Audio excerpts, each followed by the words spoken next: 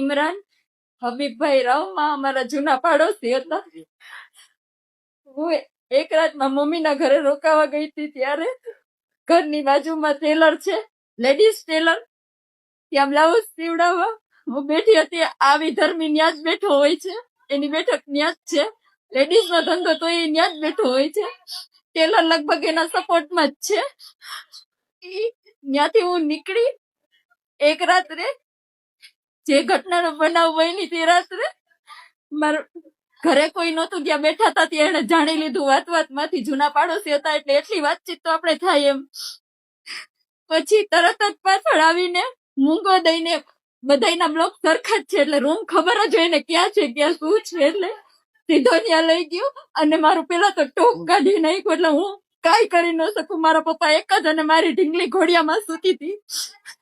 પછી મેં ટ્રાય કરી મને બચાવવાની. એનું ફાટેલું ટી શર્ટ મારી પાસે હતું, મેં રજૂ કરી દીધું. ત્યારે એ ટી શર્ટ કાઢીને એને મને મૂંગો દીધો.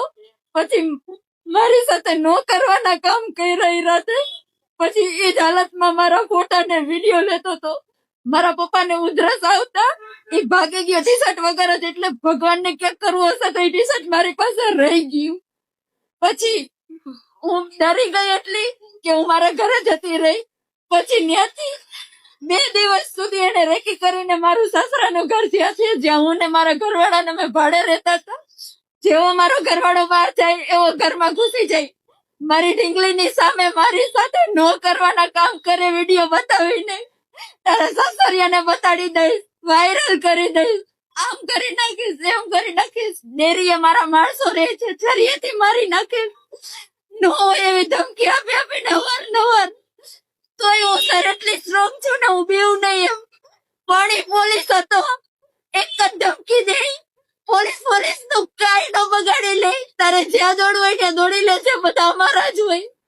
આ બીકથી હું કોઈ દિવસ પોલીસ ચોકીનું પગથિયું નહોતી ચડી સર. મહિલા સ્ટેશને 2 વખત હું ગેટ પાસેથી પાછી વળી ગઈ સર, બીકને મારે કે કોઈ મને સાંભળશે નહીં.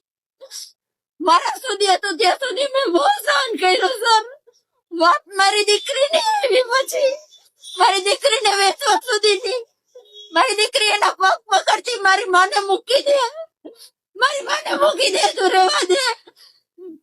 મારા ઘરવાળાને મારી દીકરીએ વાત કરી જે તે ટાઈમ. પછી મારા ઘરવાળાએ મને કીધું આ વિશ્વ હિન્દુ પરિષદ વાળાનો હેલ્પલાઇન નંબર માંથી મને નંબર મળી આવ્યા. એ લોકોએ મને હિંમત દીધી કે એવું ન હોય, કાયદાનું કામ કરે. ત્યાંથી મને હિંમત મળી.